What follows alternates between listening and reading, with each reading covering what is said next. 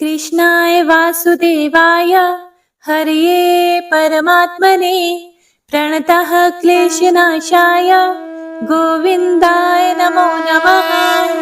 हरे कृष्णा। जय श्री हरि। ओम नमः शिवाय। संगीता धर्म सागर चैनल परिवार में आप सभी भक्तों का दिल से स्वागत है।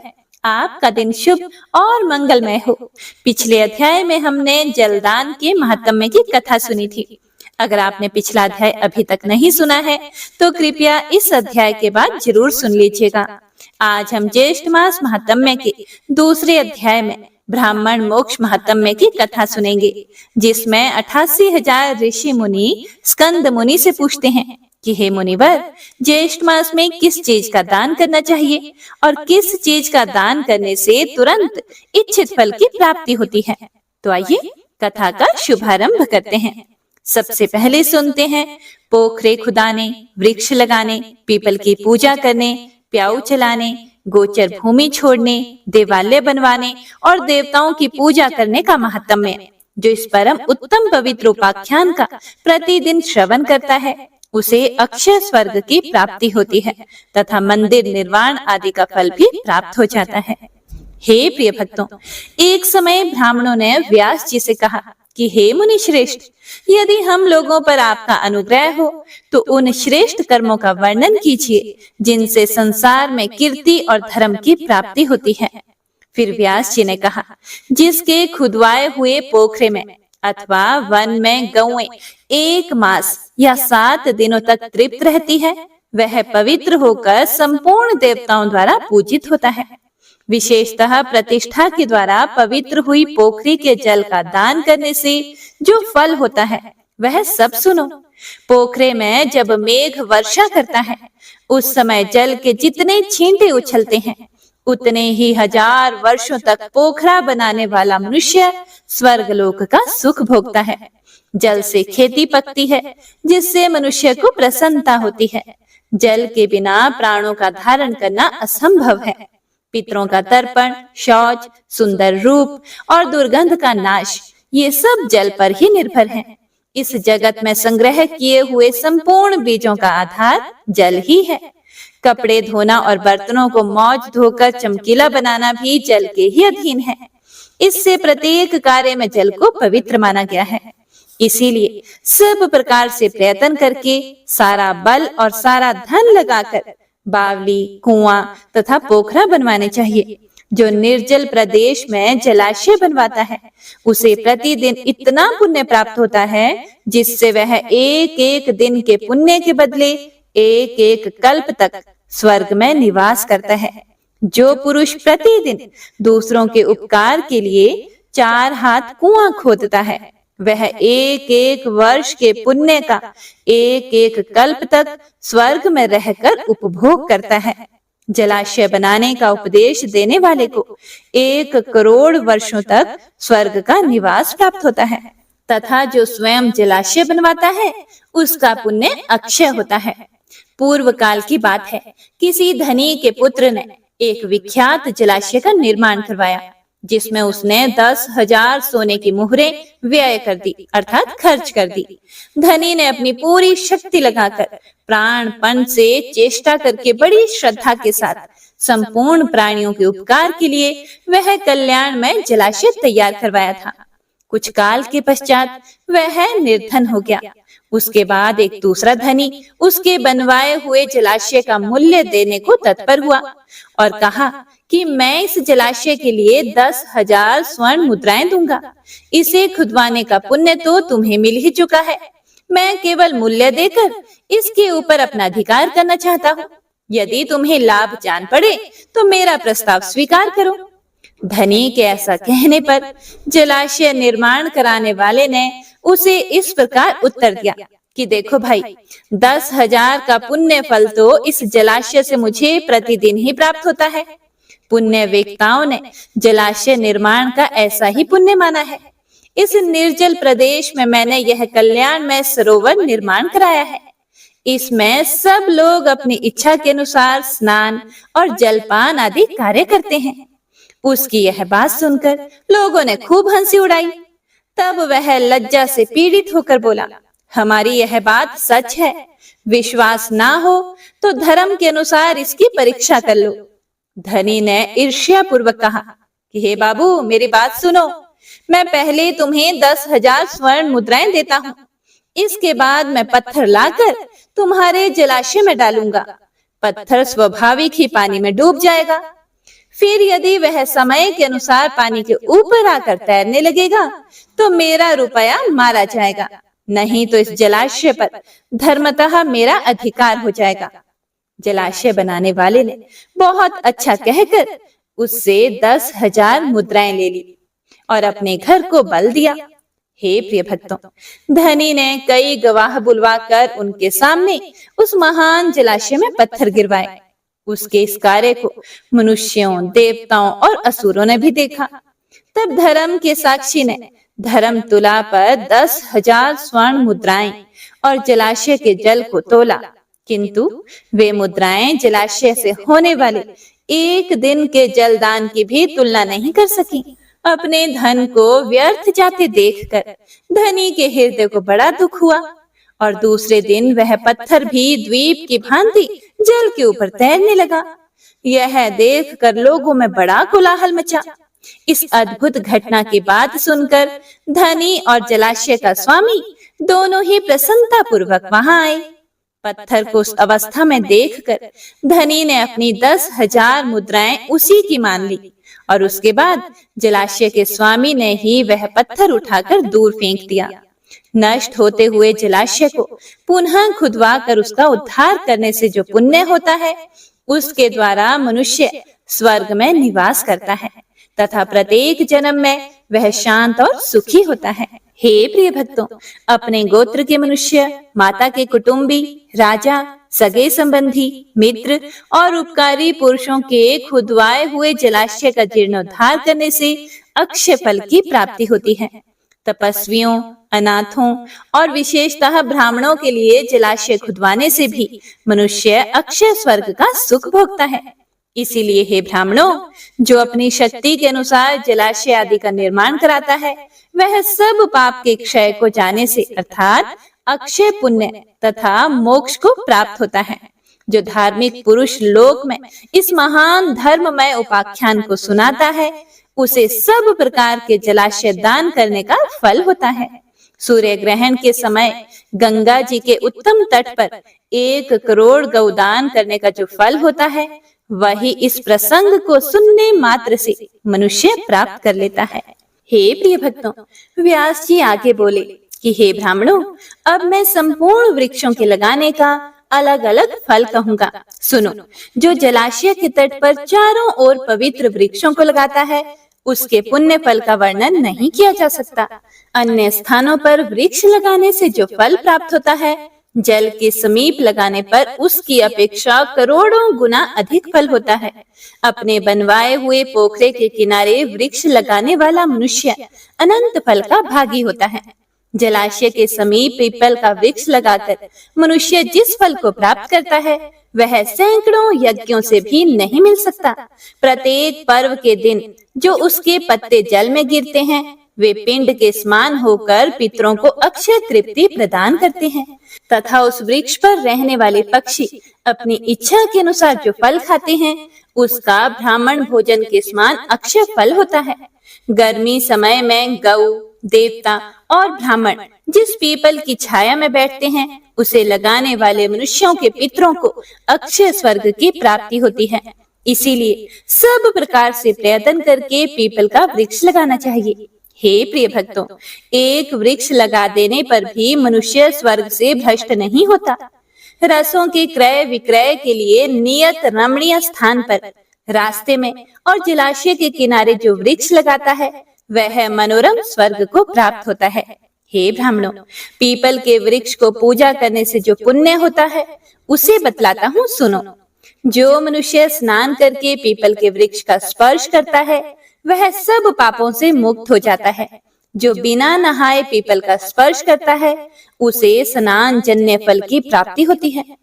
अश्वत्थ के दर्शन से पाप का नाश और स्पर्श से लक्ष्मी की प्राप्ति होती है। उसकी प्रदक्षिणा करने से आयु बढ़ती है। अश्वत्थ को हविष्य, दूध, नैवेद्य, फूल, धूप और दीपक अर्पण करके मनुष्य स्वर्ग से कभी भी भ्रष्ट नहीं होता। पीपल की जड़ों के पास बैठकर जो जप, होम, स्तोत्र का पाठ और यंत्र मंत्र आदि के अनुष्ठान किए जाते हैं, उन सब का फल करोड़ गुना होता है। जिसकी जड़ में श्री विष्णु, तने में भगवान शंकर तथा अग्रभाग में साक्षात ब्रह्मा जी स्थित हैं, उसे संसार में कौन नहीं पूजेगा।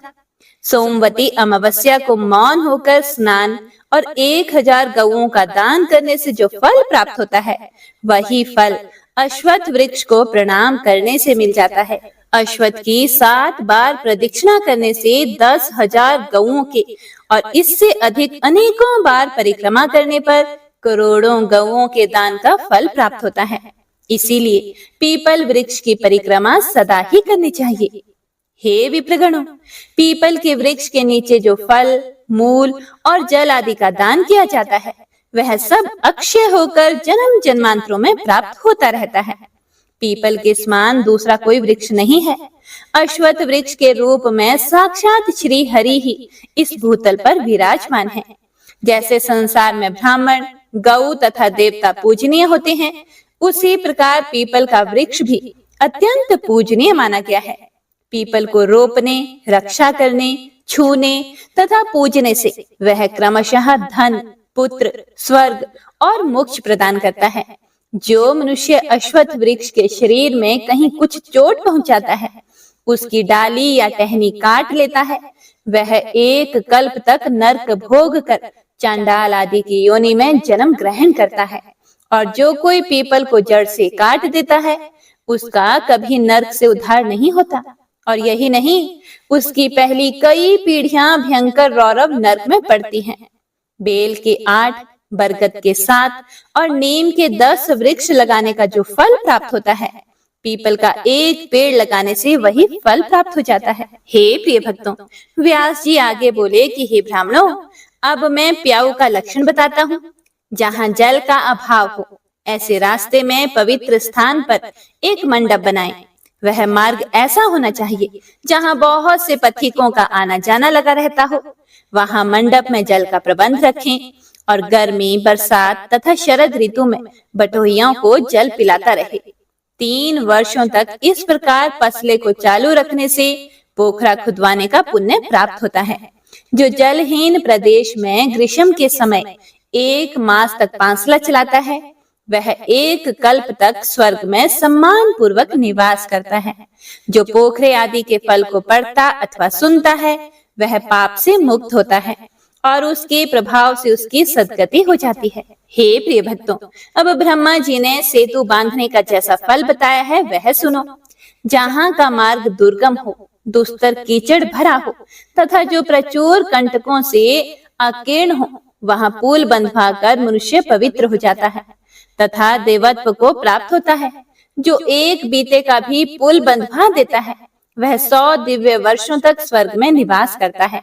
इसीलिए जिसने पहले कभी एक बीते का भी पुल बंधवाया है, वह राजवंश में जन्म ग्रहण करता है और अंत में महान स्वर्ग को प्राप्त होता है। इसी प्रकार जो गोचर भूमि छोड़ता है, वह कभी स्वर्ग से नीचे नहीं गिरता। गौदान करने वाले की जो गति होती है, वही उसकी भी होती है। जो मनुष्य यथाशक्ति गोचर भूमि छोड़ता है, उसे प्रतिदिन 100 से भी अधिक ब्राह्मणों को भोजन कराने का पुण्य प्राप्त होता है। जो पवित्र वृक्ष और गोचर भूमि का उच्छेद करता है, उसकी 21 पीढ़ियां रौरव नरक में पकाई जाती हैं। जो मनुष्य भगवान श्री विष्णु की प्रतिमा के लिए 3 या 5 खंभों से युक्त शोभा संपन्न और सुंदर कलश से विभूषित मंदिर बनवाता है, अथवा इससे भी बढ़कर जो मिट्टी या पत्थर का देवालय निर्माण कराता है, उसके खर्च के लिए धन और वृत्ति लगाता है तथा मंदिर में अपने इष्ट देव की, विशेषतः भगवान श्री हरि विष्णु की प्रतिमा स्थापित करके शास्त्रोक्त विधि से उसकी प्रतिष्ठा कराता है, वह नर श्रेष्ठ भगवान श्री विष्णु के सायुज्य को प्राप्त होता है। श्री विष्णु या श्री शिव की प्रतिमा बनवाकर उसके साथ अन्य देवताओं की भी मनोहर मूर्ति निर्माण कराने से मनुष्य जिस फल को प्राप्त करता है, वह इस पृथ्वी पर हजारों यज्ञ, दान और व्रत आदि करने से भी नहीं मिलता। अपनी शक्ति के अनुसार श्री शिवलिंग के लिए मंदिर बनवाकर धर्मात्मा पुरुष वही फल प्राप्त करता है जो श्री विष्णु प्रतिमा के लिए मंदिर बनवाने से मिलता है। वह शिव सायुज्य को प्राप्त होता है।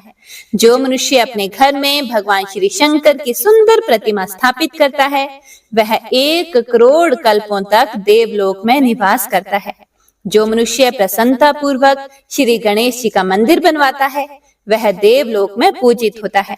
इसी प्रकार जो नरश्रेष्ठ भगवान सूर्य का मंदिर बनवाता है, उसे उत्तम फल की प्राप्ति होती है। सूर्य प्रतिमा के लिए पत्थर का मंदिर बनवाकर मनुष्य 100 करोड़ कल्प तक स्वर्ग भोगता है।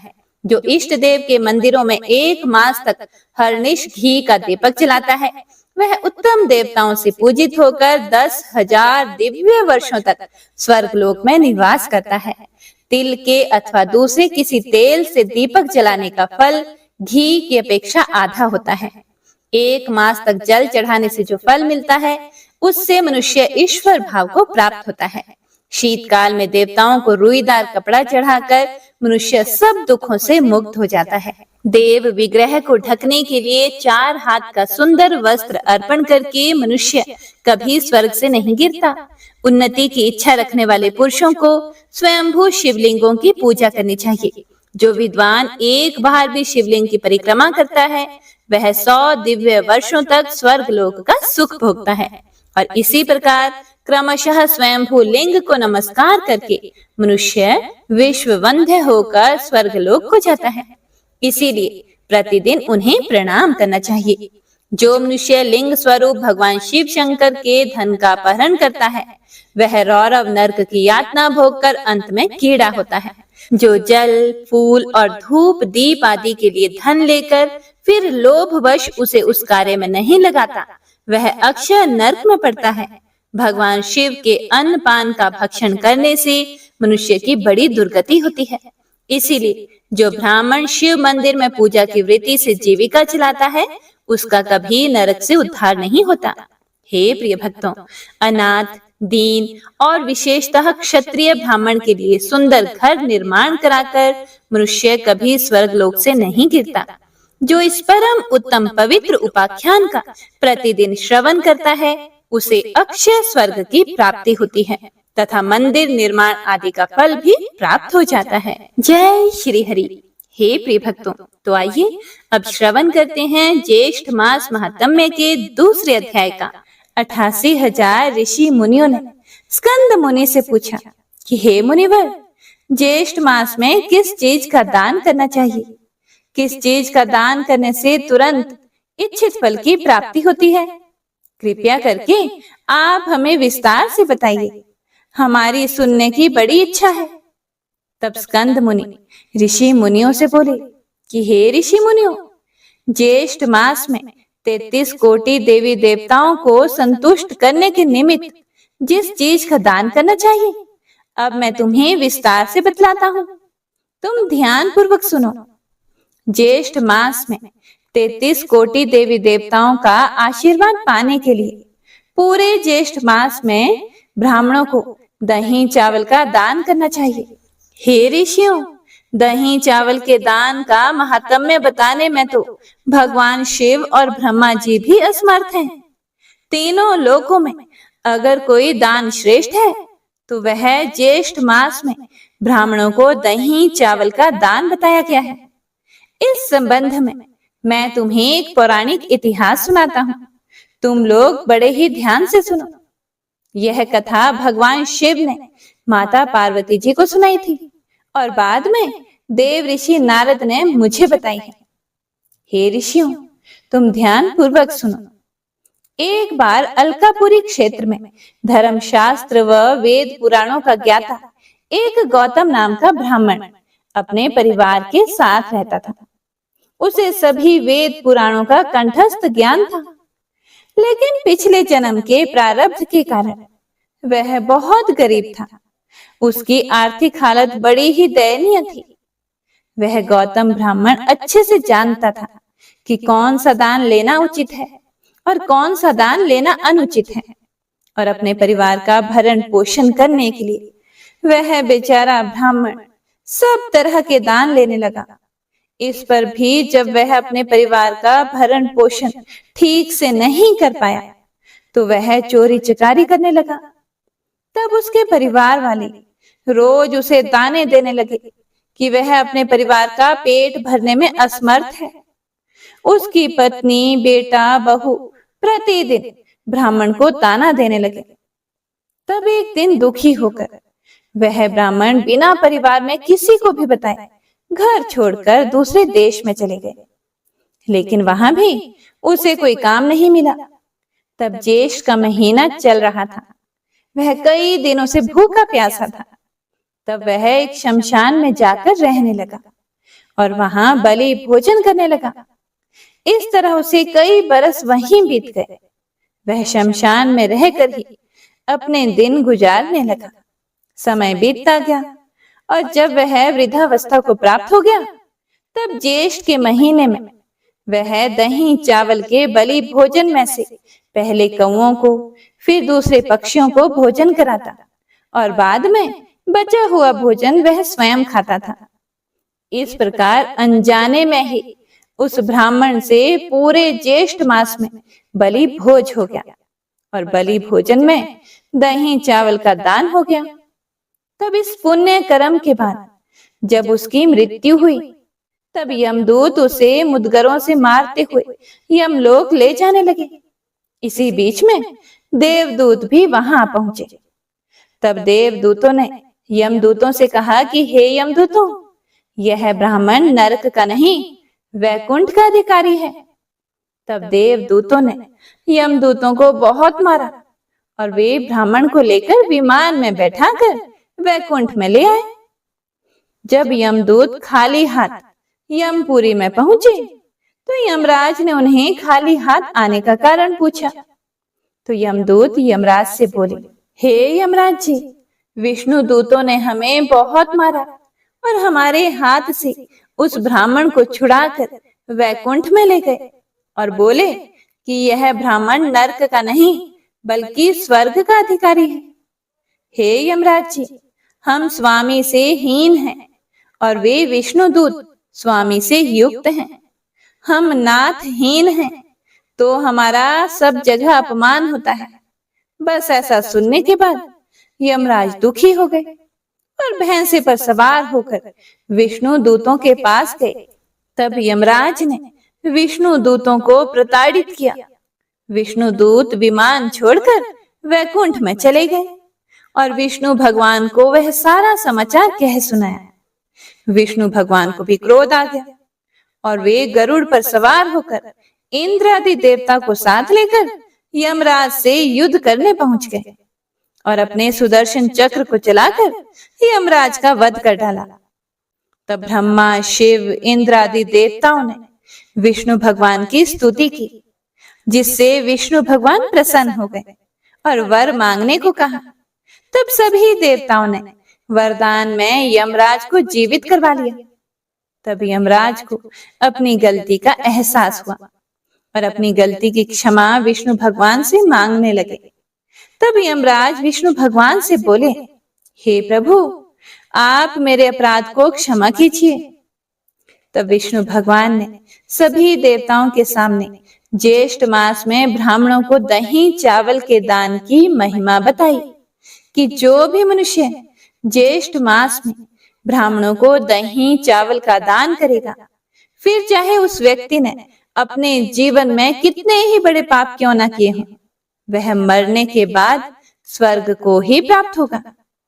यदि कोई श्रद्धा भाव से दही चावल पूरे ज्येष्ठ मास में कौओं को खिलाएगा और साथ ही दही चावल का दान ब्राह्मणों को करेगा और प्रतिदिन ब्राह्मणों के चरण धोकर सिर पर छिड़केगा, तो वह व्यक्ति जीवन भर के समस्त पापों से छूटकर मरने के बाद वैकुंठ को ही प्राप्त होगा।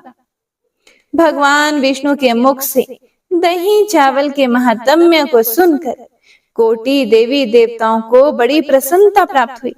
हे प्रिय भक्तों, भगवान विष्णु ने कहा कि जो भी मनुष्य ऐसा करेगा उसको कभी भी किसी भी प्रकार का कोई कष्ट नहीं भोगना पड़ेगा।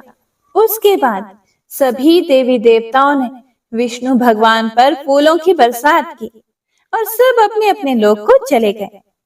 आगे स्कंद मुनि बोले कि हे ऋषियों, जो कोई भी मनुष्य ज्येष्ठ मास में प्रतिदिन ब्राह्मणों को दही चावल का दान करेंगे, प्रतिदिन ब्राह्मणों के चरणों तक को अपने सिर पर छिड़क के तथा आम, शरबत, लस्सी, छाछ, शिकंजी आदि ब्राह्मणों को कराएंगे तथा ताड़ के पंखे से ब्राह्मण को हवा करेंगे, इस तरह पूरे ज्येष्ठ मास में स्नान, दान, पूजन करने से उस मनुष्य के जीवन भर के पाप धुल जाएंगे और मरने पर उसे परम गति की प्राप्ति होगी। ओम श्री विष्णवे नमः।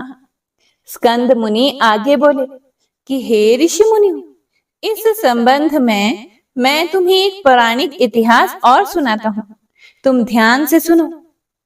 एक बार पूर्व काल में सुमेधा नाम का एक ब्राह्मण अपनी पत्नी के साथ रहता था।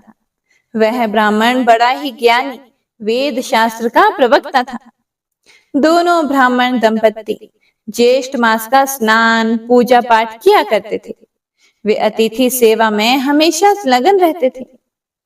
तब एक बार की बात है, ज्येष्ठ मास का महीना चल रहा था। 4 दिन तक लगातार बरसात हो रही थी। उस ब्राह्मण को पूजा पाठ का कोई काम नहीं मिला। 4 दिन तक उन्हें भूखा ही रहना पड़ा। तब एक दिन ब्राह्मण अपनी पत्नी से बोला कि हे भगवान, हमारे घर में सूखी लकड़ियां पड़ी हुई हैं। मैं इनको गांव के हाट में बेचकर आता हूँ। उनसे जो पैसा मिलेगा मैं आटा, दाल, तेल, चीनी, गुड़ लेकर आ जाऊंगा। तब ब्राह्मणी जो भूख से व्याकुल हो रही थी, वह सिर्फ हाँ में गर्दन हिलाकर ही रह गई।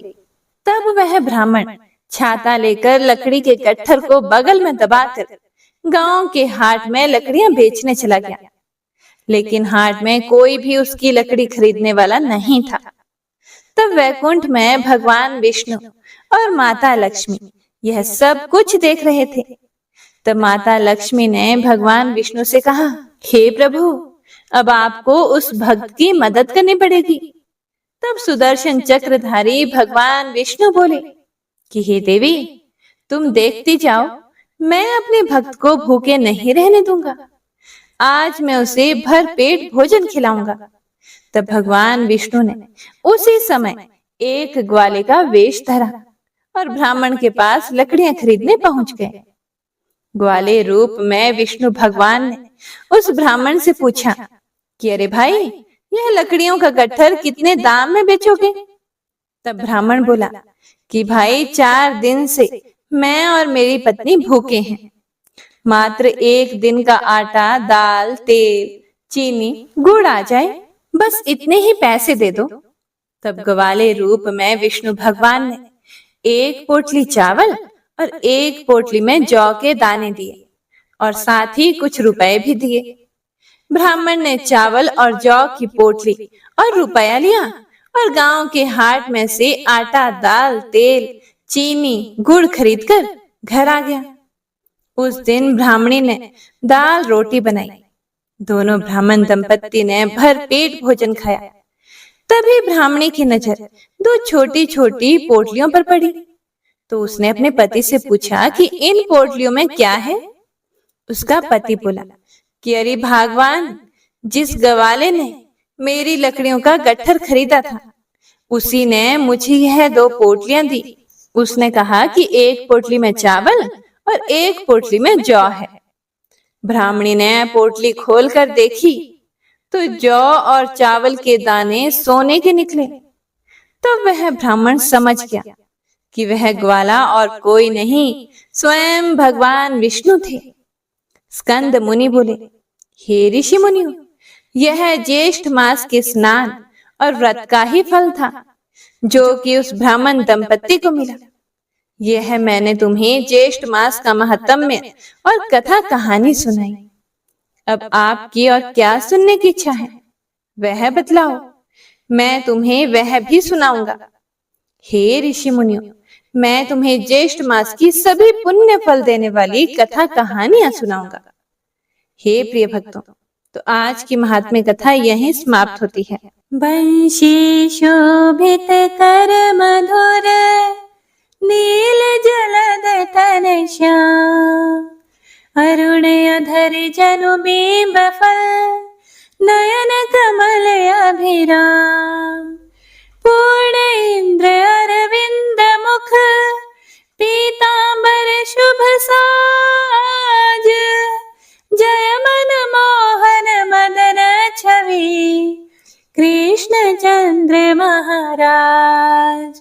जय यदुनंदन जय जगवंदन, जय वसुदेव देवकी नंदन, जय यशोदासुत नंद दुलारे, जय प्रभु भक्तन के धृत तारे, जय नटनागर नागन थैया कृष्ण कन्हैया धेनु चरैया, पुनि नख पर प्रभु गिरिवर धारो, आओ दीनन कष्ट निवारो, वंशी मधुरे अधर धर तेरे, होवे पूर्ण मनोरथ मेरी, आओ हरि पुनि माखन चाखो, आज लाज भारत की राखो, गोल कपोल चिबुक करुणारे, मृदु मुस्कान मोहिनी डारे, रंजित राजीव नयन विशाला, मोर मुकुट वैजंती माला,